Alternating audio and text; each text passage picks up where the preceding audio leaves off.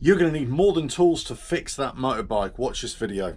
Hello, welcome to RevelatorAlf. I hope you're all well. So this video is all about project builds of motorcycles or cars or whatever it is, but certainly in my case a motorcycle, and all the things that you think, okay, I don't even need, you don't even think about. Then when you actually come to build a bike, this is the kind of stuff that you need or you buy and you may not even use.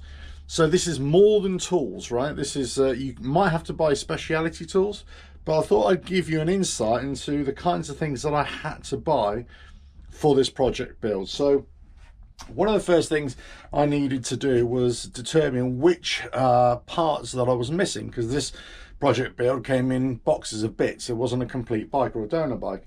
So in the end, I had to get a rear wheel spindle. I had to get a rear brake pivot arm. I had to get a torque link as well. New chain and sprocket set for the bike, because it was shot basically, and a new new chain. Those are some of the parts that I had to get initially that were missing. Then I started finding out there are quite a few little things missing, like little dowels, this kind of thing, or little rubber dampers you got here that go in the engine or somewhere on the bike as well.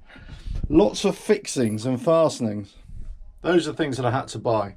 Lots of sanding sheets, workshop manual, wiring, lots of electrical stuff, so many electrical connectors here, there. We got exhaust paste as well. We got gasket sealer. We got quick weld just to do some metal repairs. More fuse holders, clutch cables, throttle cables. It just goes on and on. Heavy duty wire, lots of different lighting connectors, relays, relay connectors as well, switches, more light holders, complete piston ring set. They sent me one piston ring set, this company here in the UK. It's, I'm not going to dig them out because it's not fair really, but they sent the wrong ones basically. They're the same diameter, but they're completely wrong thickness. And I had to explain to them, no, this is a different set. They're not a universal set anyway. So eventually got the right ones, and I sent the wrong ones back. Lots of spray paint. If you watched some of my previous videos, you would have seen the disaster I've had with the spray paint, and I've just this moment had another disaster because I had a cover over the bike whilst I was redoing the engine after I blew it up, and it's completely screwed up the paint on the rear tail. Look at that. I mean, just look at the state of that. I think I'm going to have this paint as a badge of honor, really. It's like the trials and tribulations. It's wearing the scars with pride, and I think that's where I'm going to leave it, because it's just completely screwed over. The tank has all been cleaned out as well. I had to get a new fuel tap for it as well, but that was completely cleaned with vinegar, bicarbonate soda. It was lacquered, but then it got damaged again whilst it's been here. The problem is the bike and the bits and pieces in the garage here, the workshop, was stood for a couple of years, so things get knocked and things like that, right? Really. What else? I'll say lots and lots of electrical stuff, lots of electrical PVC sleeving, shrink wrap or heat shrink for the cabling. What else? Carb rebuild kit. What else? Brake master cylinders, which I didn't need in the end. What else did we did? Thread locker, banjo bolts, compressor washers, O-rings and rubber rings for carb rebuild kit here as well. Ignition switch, which I had to deactivate and just put a separate one on as well. Brake fluid, brake cleaner, fork oil, easy start, carb cleaner, exhaust gaskets. As I say, it just goes on and on. Some of the tools that I had to buy, which again I didn't even use, but I thought, it's a deal, I might as well do it. I got a piston ring compressor set. I got two of them for the price of one, so I thought, hey, well, I'll get them, right? And my idea was, okay, if I do take the engine out, then it might be easier for me just to do multiple cylinders, all the cylinders at the same time, compress them and stick it down. But then I thought, what am I doing? I just do it on the bike. And look, guess what? I just did it down there. I should have just, listened to myself. So if you want piston ring compressors, then I'm your guy.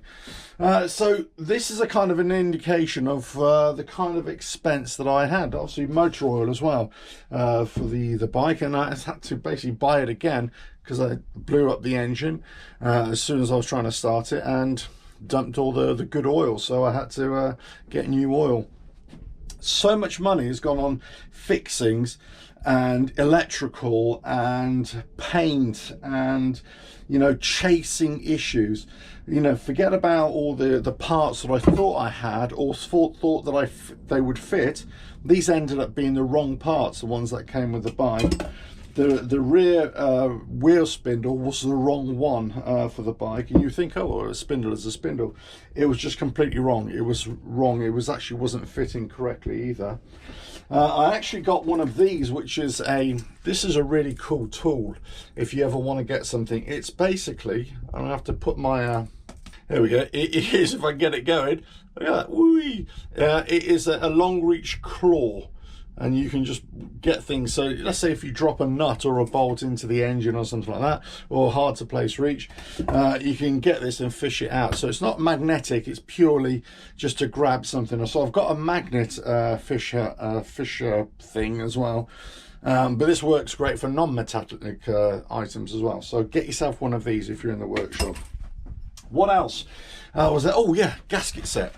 Full gasket set for the engine. Guess what? I had to do that twice because I blew the engine and I had to open it all up again. I had to get another complete gasket set, or top end gasket set really. So that was another expense which I didn't need. So that's why in that other video I made of all the different different costings which you could attribute to the engine build or to the restoration of the bike, it was because I didn't have all the parts, or I had to buy parts again. That's why the price went up and up and up, or the cost went up.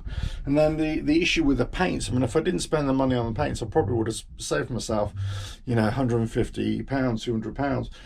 But because I was getting so many issues and having so many nightmares with it, the braking system, obviously I've got new brake pads as well, but the braking system had so many problems in bleeding the brakes this time, and I made videos about all the issues there.